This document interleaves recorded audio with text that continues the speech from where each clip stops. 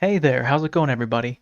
In this video, we're going to update an existing IPSec VPN between Juniper SRX and Cisco IOS from pre-shared key to certificate authentication.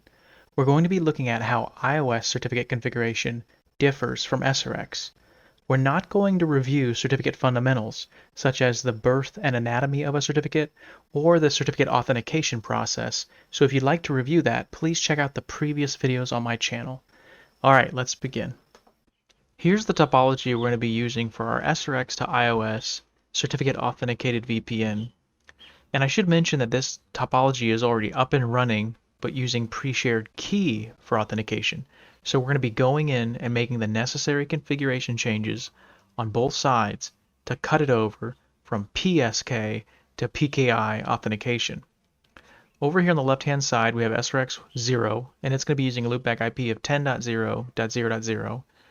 Its internet interface is gig000, and its internet IP is 138.98. The tunnel interface is secure tunnel 0.1, and the tunnel IP is 1.0. Notice how the common name that we're going to use is going to be SRX0.node9.tech. Over here on the right, we have IOS1 with a loopback IP of 10.0.0.1, an internet interface of gig00, and an internet IP ending in 102.30. Its tunnel interface will be tunnel 1, and its tunnel IP will be 1.1.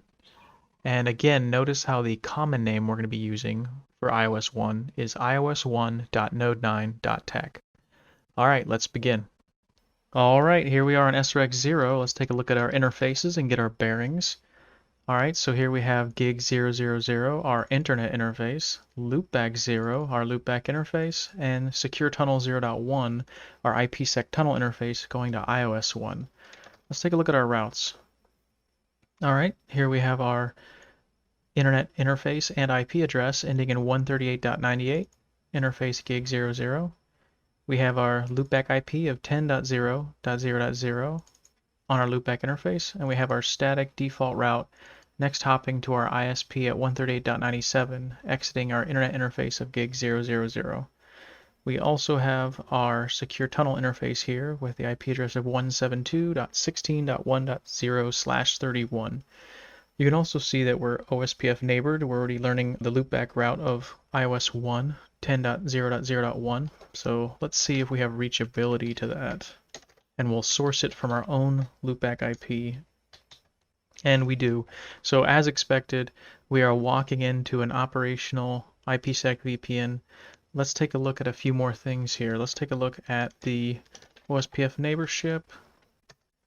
Looks like it's been up for almost 12 minutes. Fully adjacent. And let's take a look at our IKE Security Association. So here you can see we're using method pre-shared key. We're using IKE version 2. You can see the proposals. And you can also see down here that we're using custom IKE identities, SRX0 locally, and iOS1 for our remote peer. So the first step in converting this IPSec VPN from pre-shared key authentication to certificate authentication is to make sure that our date time is good and that we have DNS set up. Date time because certificates have validity periods of when they start and end, and we want to make sure that we honor a good certificate because we have accurate date time, and that we don't accidentally think it's invalid because we have a date time that's way off. And then also we need to configure the name server because most certificates, including the ones we're going to use in this lab, are going to have a certificate revocation list available, and you'll want to do revocation checks. And normally that CRL is located at a URL, so you're going to need to resolve the FQDN to an IP address. So that's something that we'll need to do. So let's first start by just checking our time here, make sure it's accurate. So December 1st at 04:56 UTC, and that is accurate. So next we're going to go into config mode, and we're going to go ahead and configure the lab DNS server, which is 35.15.173.8. Now, while we're in config mode, we might as well start to make the other tweaks necessary. The first thing is, since we're going to be loading a certificate authority cert, we need a container called a CA profile to put the CA cert in.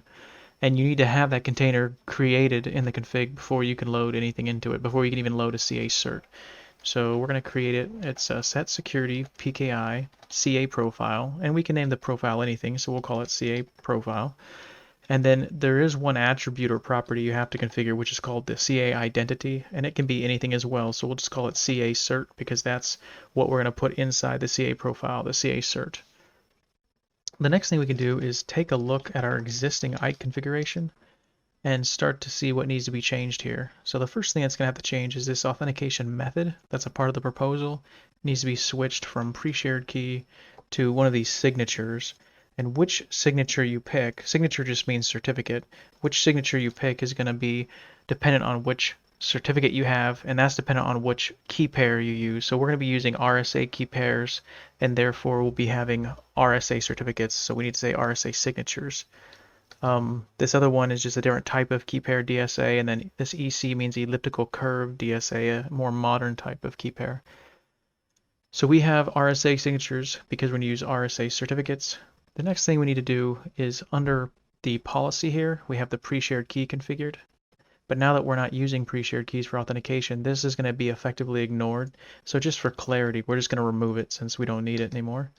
But what we will need is we need to call out under the policy which certificate we're going to offer up to our peer when our peer challenges us and wants to authenticate us.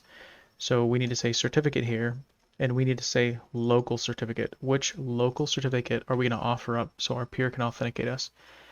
And this is going to require us calling on the name of another container, and this container is going to be where our device or our local cert will be located.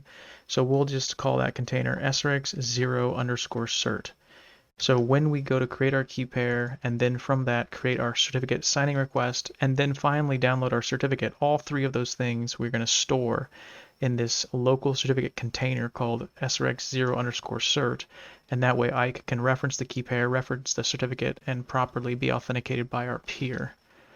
Now the two remaining things we need to do here is with our local and remote identities. So when you do certificate authentication, you have to use a IKE identity that is found on or in the certificate. So we can't just have SRX0 and IOS1 if those aren't going to be on the certificate, which they won't be. So instead we need to change this. So first, the local identity is going to be the easiest. We're going to change that to, instead of being hostname, we're going to say distinguished name. And there's nothing else that needs to go after that. So on a certificate, you're going to have something called the subject. And the subject is a list of distinguished names. And when you say local identity distinguished name, it means I'm going to use my distinguished names to identify myself, so offer up the entire subject as my IKE identity. And that allows the peer on the other side to look at any one of the distinguished names in the subject and scrutinize them and decide if it wants to trust you or not.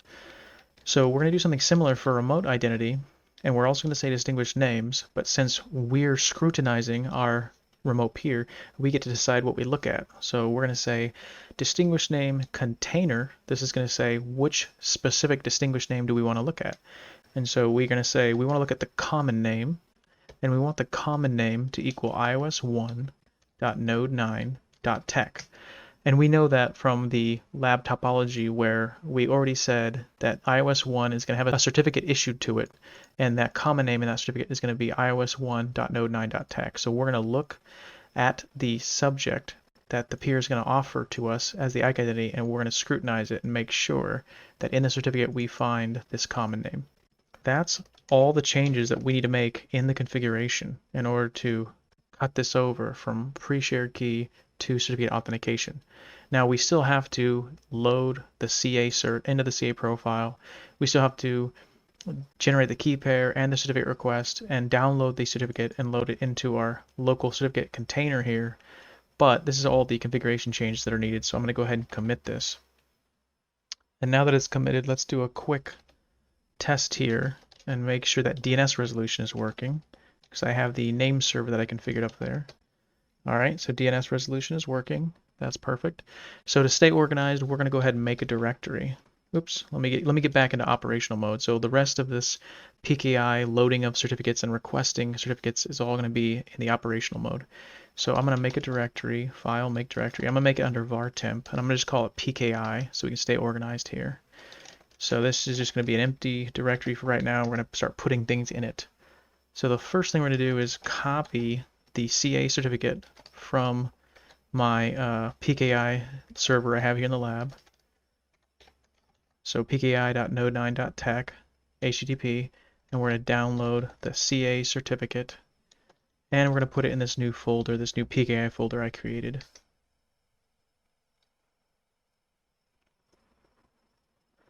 Alright, and if I look at my folder, there's the CA cert, and I'll just quickly look at it because I want to show you that these certificates are going to be in PEM format, PEM format, and so that's base 64 encoded.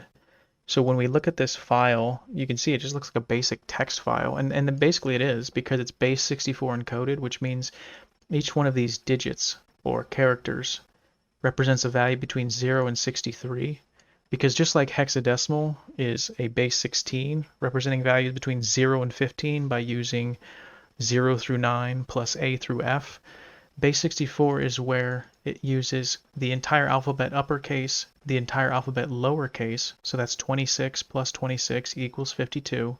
Then it uses numbers 0 through 9, so now we're up to 62, and then it uses the forward slash, and it uses the plus symbol here. So now we're up to 64. So each one of these characters can be one of 64 different values representing values between 0 and 63. So even though this doesn't look like much, it's actually the entire CA cert and roughly 1.3 kilobytes. So I just want to point that out. Base 64 is a common encoding for CA certs and device certs and things of that nature. All right, so now that we have it downloaded into the file system, we just need to load it into the operating system. So we're going to say request security PKI CA certificate load, and we're going to load it into that CA profile that we created called CA profile. And now we need to reference the file name var temp PKI CA cert. And here is the fingerprint. This is a hash of the entire certificate. And this is the correct SHA-1 fingerprint. This is the correct CA cert that I want to load, so I'm going to say yes. So this success message is very important because the CA cert during this process is checked to make sure the validity period is good. So that means the cert is currently valid based on the time that's on this SRX. So now let's take a look and see what this cert looks like. So I'm going to say show security PKI CA certificate detail. So here you can see the identifier is just in that container CA profile. We can see the issuer and the subject are the same because this is a self-signed cert, which is normal for a CA cert. Here's the subject string, which every certificate has. And here's the subject alternative name or the alternative subject.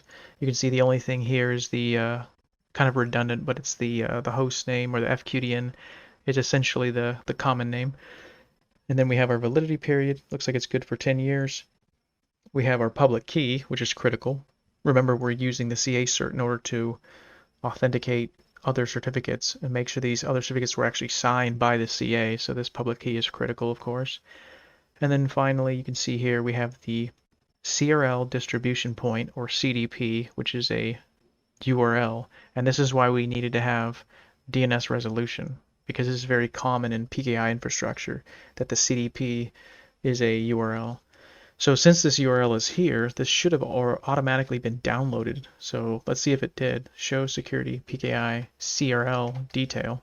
And you can see it did. So the CA profile, it automatically, since it found this CDP, this CRL distribution point, it automatically reached out and downloaded this CRL. And that's what we're looking at here. So it says the CRL was issued by this CA, which is expected.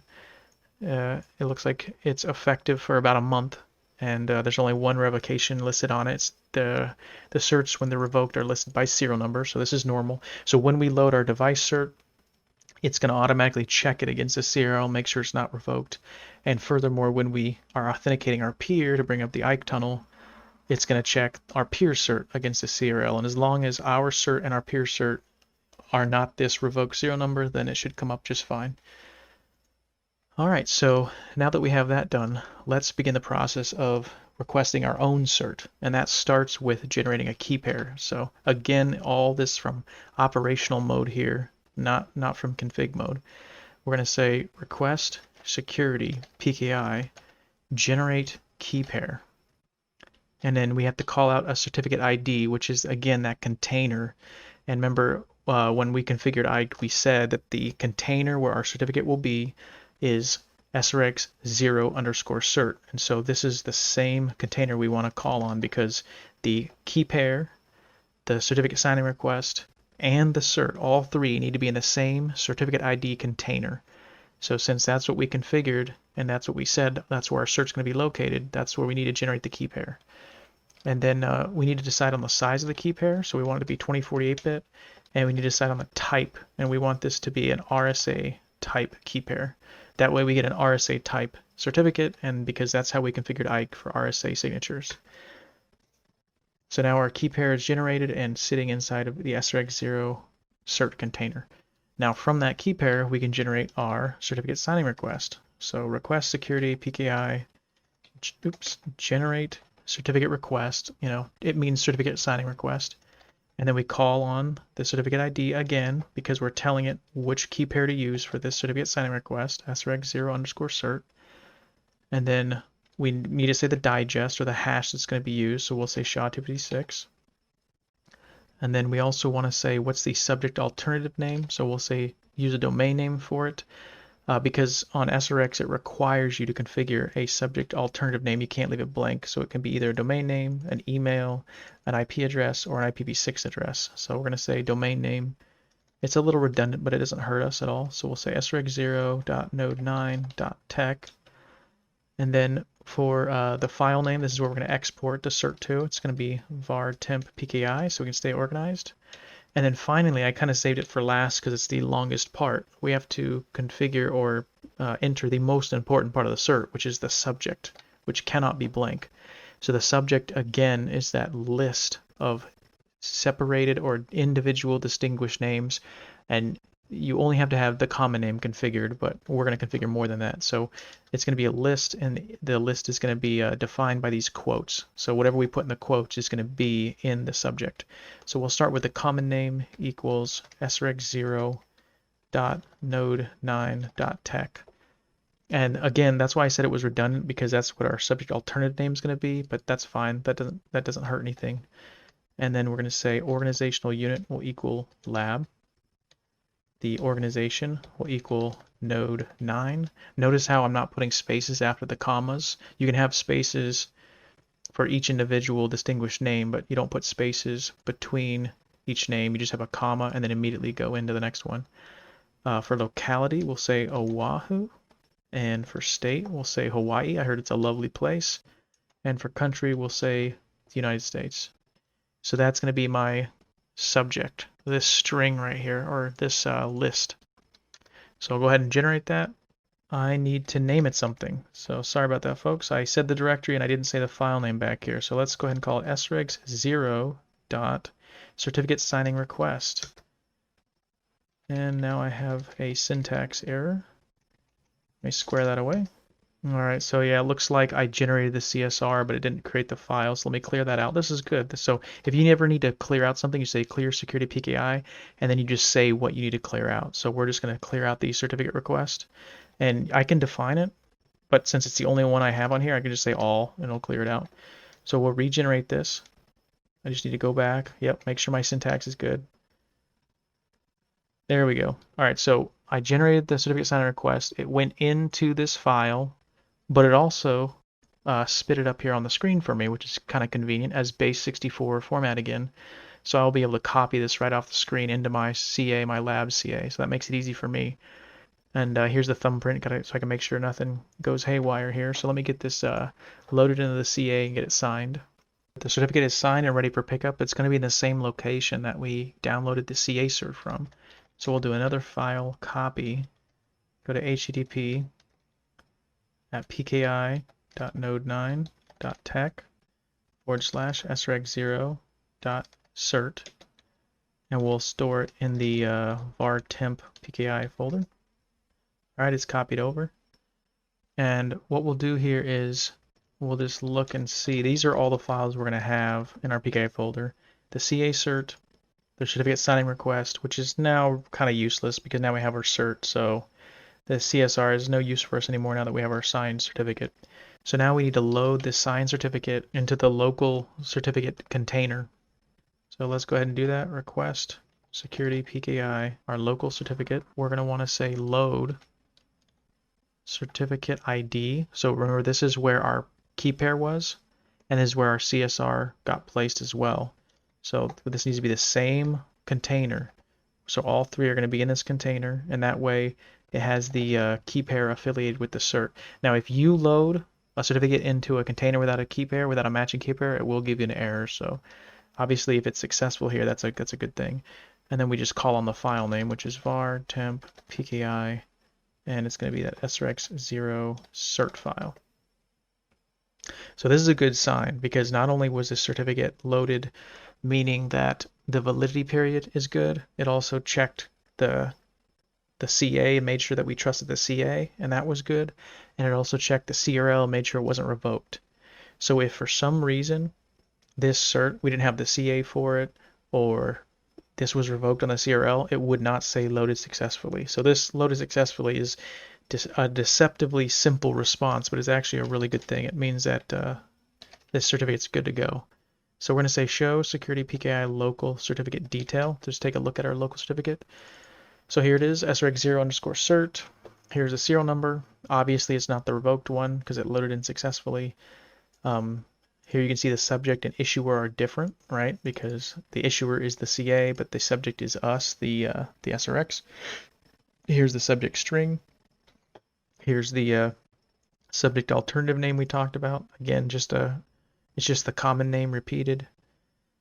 And then here's our public key and use for this PKI IPSec tunnel. That's just something I did on the CA. It's not needed or necessary, but I just like to do that for clarity. So now this cert is fully loaded here. If I do show security IPSec inactive tunnels, this is the error we want to see. So if you, after we configured all those IKE settings, but before we configured the key pair, this error would have said key pair for local certificate not found, because it knew that I didn't have a key pair, so it wouldn't even attempt the IKE tunnel. Then once I generated the key pair, it would say the certificate wasn't found. And so now that I have the key pair and the certificate in the SRX0 underscore cert container, now it's saying, oh, okay, I have everything I need, but the negotiation has failed because the other side is saying authentication failed. The other side's essentially not configured to accept PKI or certificate authentication. So let's jump over to the iOS device and get that going. Everything's set up here on the SRX device. We're good to go. So over here on the iOS device, we'll quickly do a few things to get our bearings here. We'll look at our interfaces. So we have our gig00 interface, which is our internet interface. We have our loopback interface. And we have our tunnel 1 interface, which is our IPSec VPN tunnel interface going to SRX1. And if I look at my routes, so OSPF is down now, right? Because the VPN is down, so we're not going to see SRX0's loopback, but we do see our own loopback of 10.0.0.1. We see our internet interface and IP address of 102.30 on gig00. And we see our static default route here, next hopping to the ISP at 102.1. And that makes sense because the subnet on our internet interface is 102.0, so everything looks perfectly normal there. And then the IP address on tunnel 1, our IPsec tunnel, is 172.16.1.1. And it's a 1.0/31. So everything looks totally normal here. So we should be good to start the conversion over to certificate authentication. It should be running pre-shared key. So just to kind of review real quick what this looks like, because some of us are a little bit rusty on iOS, I'm going to do a show run pipe section. So this is going to show me any and all sections of a certain thing. And I'm going to say any section starting with crypto.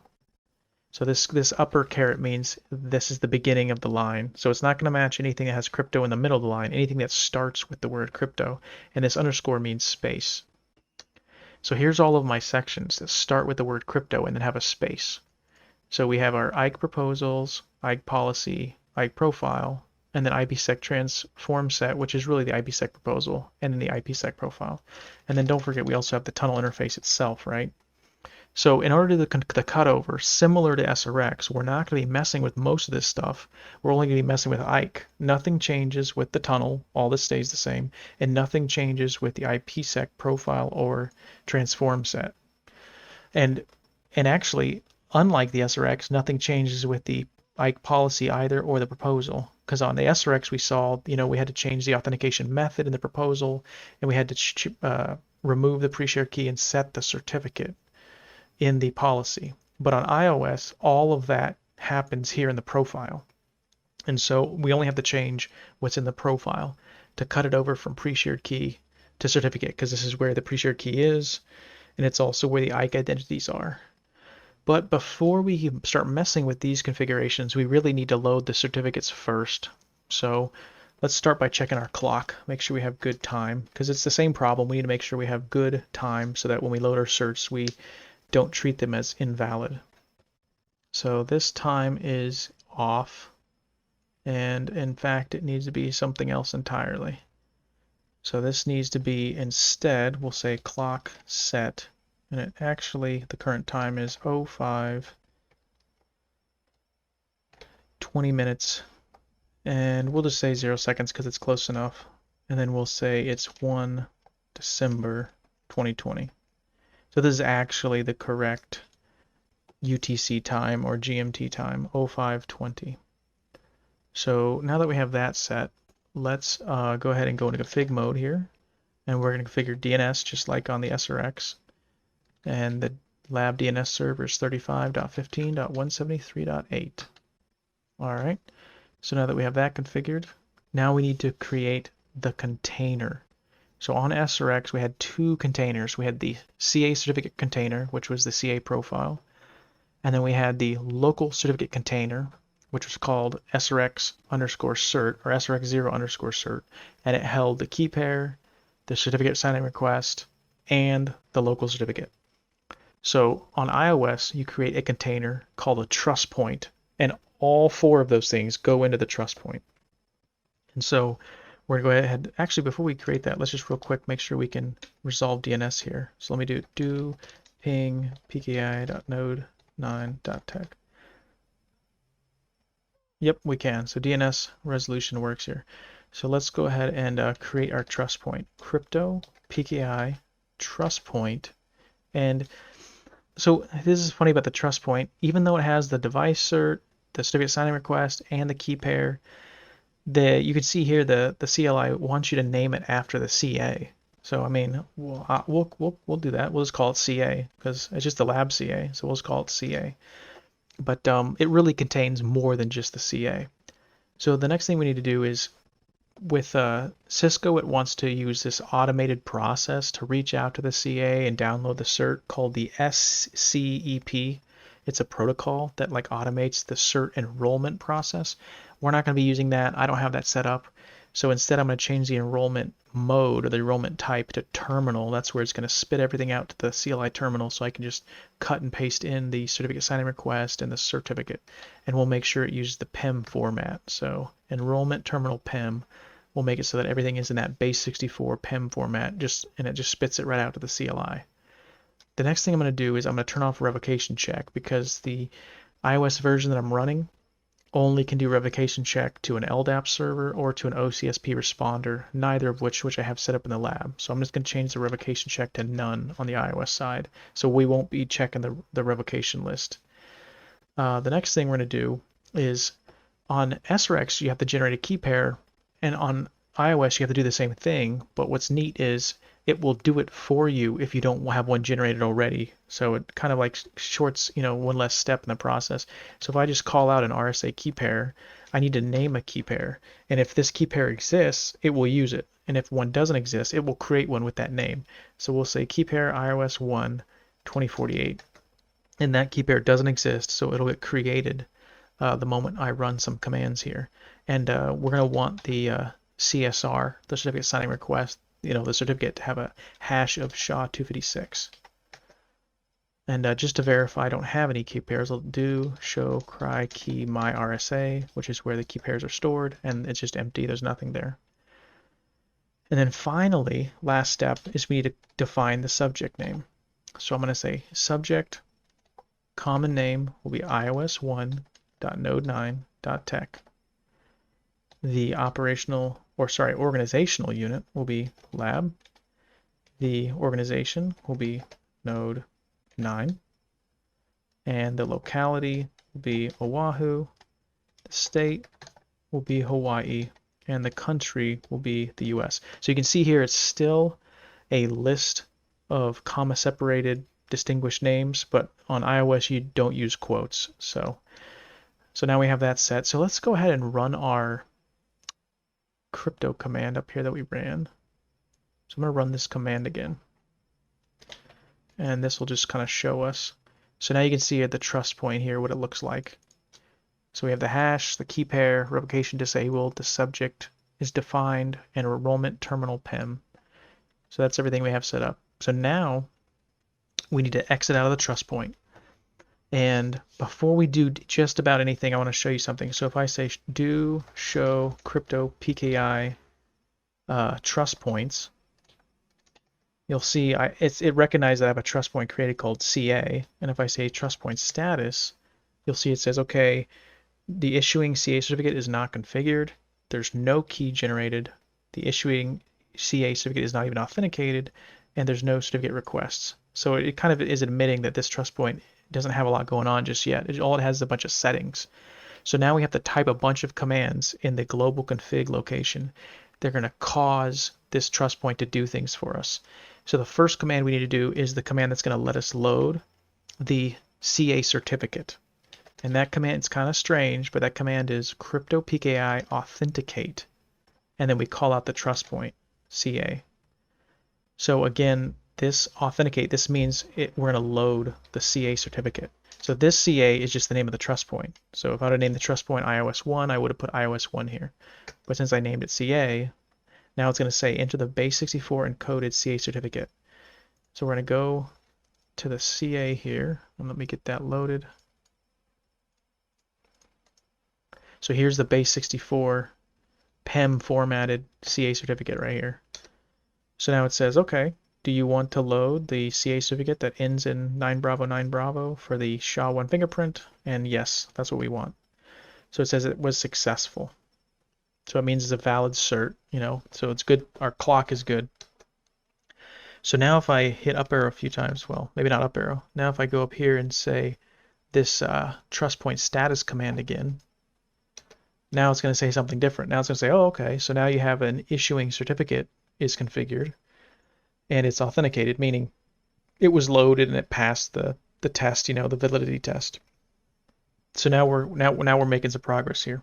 And the other thing I want to show you is now when I look at the running config, so now when I type this command here of locating all the sections that start with crypto, so notice something. I have my trust point called CA, but now this new thing popped up called the certificate chain CA. So what happens is the trust point, as you load certificates into the trust point, it spawns a certificate chain that's named after itself. So if we would have named this iOS1, then this certificate chain would have been called iOS1. And you can see it says certificate CA, this is the serial number of the certificate, and there's the hexadecimal format of the certificate. So you can see takes up a lot more space because it's only hexadecimal, not base 64. And then of course we have all of our other crypto sections. So now we need to do the next command with the trust point, which is going to is going to generate the certificate signing request. So this command is going to be crypto PKI enroll. And now we need to, again, call out the trust point. So remember the first one was crypto PKI authenticate, and that was to load the CA certificate into the trust point. Now it's crypto PKI enroll, and that's going to cause us to generate the certificate signing request. And because we're calling on a key pair right here, and this key pair doesn't exist, it's also going to generate this key pair first and then generate the certificate signing request based on this key pair. So let's go ahead and hit enter. It's going to ask some questions. So it's going to include our subject, which is what we want. And then it's going to say include the router serial number. No, we don't want to do that. Include the IP address. No, we don't want to do that. Display the certificate request to the terminal. Yes, we do want to do that. So here's the base 64 representation of our certificate signing request. And do we want to redisplay it? No. So now let's, again, just for thoroughness, check a couple things here. So first, let me scroll back up here, and we'll do the same trust point status command, just to see what it says now. So now it says, look, it says keys generated. So see how before it said no keys. Now it says, yep, keys generated. And if I say do show cry key my RSA, now you can see a key pair was generated right here called IOS1. So this is the key it's using on the CSR. So now that we have the CSR right here, let me get this over to the CA and we'll get it signed and then we can get it loaded. All right, I got the certificate signed and now let's get it loaded up here. So now we do the final command, which is going to load the certificate into the trust point. And this is probably the command that makes the most sense syntactically, which is crypto PKI import. Finally makes some sense around here. And just it says trust point label. So we're going to say CA, and that's the name of our trust point. And then we're going to say certificate, because that's what we're importing. So now it wants us to paste in the base64 encoded certificate. Here it is, fresh from the CA. And it says router certificate successfully imported. So now I'm going to type this command again, this do show crypto trust point status. And let's see. So now it says certificate requests yes. So now we have our router certificate right here. And this is like a summary view of the certificates. There's a longer view we can look at here, which is do show crypto PKI certificates, and you can even call out like the specific trust point. So we'll just say this CA. So here you can see we have the device certificate right here because it's issued to IOS1, signed by the CA. Here's the serial number, and here's the validity date of 3 years. And then here's the CA certificate, it even says CA certificate. You see it's signed by itself, self-signed. And here's the CRL distribution point, the CDP.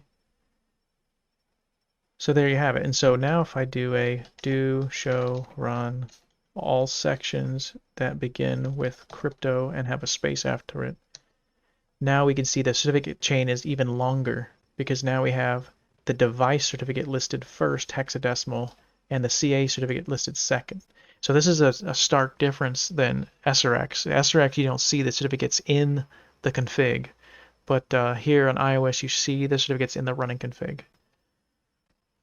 All right, so now that we have our certificates loaded, now we can start making our moves to IKE to implement this, to cause it to be in certificate authentication mode. Because right now the VPN is still down. We're still in this pre-shared key authentication mode. So let's start to make the necessary changes here to fix this. So the first thing we're going to need to do is actually create a new object we don't have, which is called a certificate map, because this match identity remote command will only let you match on static IKE identities like FQDNs, email addresses, IP addresses. It won't let you match based on something in the certificate, but it will let you match based on something found by a certificate map. So we have to create something new called this crypto PKI certificate map, which is kind of like a route map, and we'll call it SRX0 because we're going to be using it to scrutinize SRX0's certificate, and it needs a sequence number, so it could be anything. We'll just say 10, and it's just really basic rules here. We're going to say take a look at the subject name, which again is that list of distinguished names, and make sure it contains something. So we're going to say we want it to contain a common name equal to SRX0.node9.tech. So we want, when this certificate map gets called upon, it's going to scrutinize the distinguished name called the common name inside the subject and make sure that it equals SRX0.node9.tech. So we need that certificate map because when we come up here to the profile, now we're going to edit this profile. And actually, let's do show run, section crypto IKE v2 profile. So now we're just looking at the IKE v2 profile here, okay? So we're going to go ahead and go into edit mode for this. And we're going to remove this match identity because if we were to leave it, it only lets us do address, email, FQDN, or match any. It doesn't let us scrutinize based on anything in the certificate, so we don't want this command. So we're going to remove this command. And instead, we're going to say match certificate. We're going to match based on peer attributes of the certificate. And then this is where we have to call in a certificate map. That's why we had to create that certificate map. So we created the certificate map right here, and we call it SRX0. So by saying match certificate SRX0, we're actually saying, look at the certificate that the peer gives us, compare it to the certificate map, and the certificate map says make sure the subject name has a distinguished name of common name that equals SRX0 node9.tech. So it's a little convoluted, but that's kind of how it works. So going back to the profile here, so we changed the match identity remote to match certificate. Now we need to change the local identity here. And this one's really easy. You just say identity local and we say distinguished name. So it's just like the SRX where we say use the distinguished name, which is really means offer up the entire subject on our certificate as our IKE ID. And then finally we need to change these two authentication modes. So we don't want pre-share for remote and we don't want pre-share for local. So we need to remove both of those. Oops. And Cisco lets you have multiple authentication methods, so we do want to remove these because they won't necessarily be overwritten. And then we need to say authentication remote RSA signature, authentication local RSA signature. And there's nothing you add on to either of those commands. That's just the end of the command. So we're almost done here. So now if we look at our profile, we have basically all of the changes except one. We change it to match our peers based on what we find in his certificate, comparing it to the certificate map that we have. We're offering up our subject in our certificate as our IKE identity, and we have the local and remote authentication method as RSA signatures, which is RSA type certificates. So the final thing we need to do is, if you remember on the SRX, we had to say which local certificate do we offer to our peers so they can authenticate us. We have to do that same thing here on iOS, and the command is PKI trust point, and you give the name of the trust point. So we call the trust point CA. We have to say CA. So this is the profile saying, look at the router or the device certificate, the local certificate in this trust point, and give that to our peer when our peer tries to authenticate us. So that is it. That should be all that's required to get us up and off to the races. So let's take a look at our IKE session. Nothing. And let's take a look at our crypto session. Down. So this might take a second, might need to clear it. Or no, maybe not clear it on this side. Oh, there it goes. Now just patience is a virtue. So here you can see that it's up active. So I love this command, show crypto session. It basically gives you everything you need on one screen here. So the tunnel, the profile, that it's up active. In my experience, when it says up active, 90% of the time you're up and running. And then also this show crypto IKE v2 session, a really awesome command because it says not only the up active status, but how many SAs you have. So we have one IKE SA and a child IPSec SA, which you won't have this if phase 2 didn't negotiate, which is really good. So let's take a look at the details of some of these. So you can see here that we didn't change any of these other proposal settings other than this, the authorization sign and authorization, or authenticate sign, authenticate verify.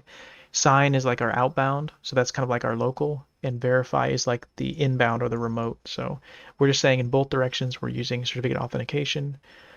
Right here is the local and remote IKE identities, which you can see is the subject. So this is the subject of our cert, IOS1.node9.tech, and all the distinguished names. And here's the subject of SRX0 that SRX0 is telling us about. You'll notice that they're like reversed, which is kind of interesting. I'm not really sure what causes that, but I've seen it. It doesn't seem to cause any problems because it seems to be an unordered list. The subject just seems to be an unordered list of distinguished names. So as long as what you're looking for is in that list, you're good to go. And then, yeah, that's pretty much all we got here. So let's take a look at the crypto sessions detail. Yep, you can see we got packets going in both directions right there. Got the phase 1 peer ID, which again is just the remote IKE identity.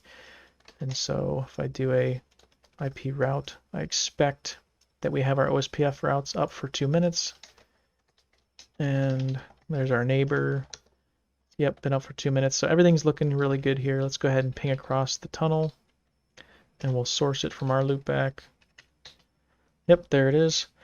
So let's go over to SRX0 real quick and just kind of see what that looks like.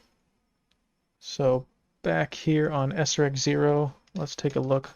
I mean, most of the changes are under IKE, right? Because there's nothing that changed to IPSec, so there's nothing really to look at there. Everything's the same as it was before. But here you can see it says RSA signatures is the authentication method now.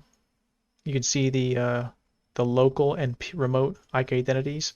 And again, you can see that they're reversed. So it seems like when we are looking at our own IKE identity, it's in the order we'd expect, but when we are looking at our peer's IKE identity, it's in the reverse order. So I'm not sure how that works out, but pretty interesting. And you can also see here, it's still only required 2 packets. So just like I've talked about in my previous videos, when we go over the IKE exchange, we have the init packet in both directions and the auth packet in both directions. So even with the certificate authentication, you're still only looking at 4 packets total, an init in each direction and a auth in each direction.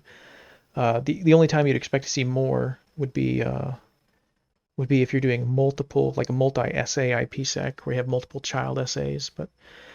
So there you have it, folks. How to update an existing IPSec VPN between Juniper SRX and Cisco IOS from pre-shared key to certificate authentication. Do me a favor and like the video if you found it helpful, and subscribe if you're interested in seeing more. By the way, I set up a new blog website called Node 9 Tech Blog, which is at node9.tech, and it has the YouTube videos, as well as the topology images and all the final configs so that you can either follow along during the video or you can run these labs by yourself. So I hope you guys find that resource useful and have a great day.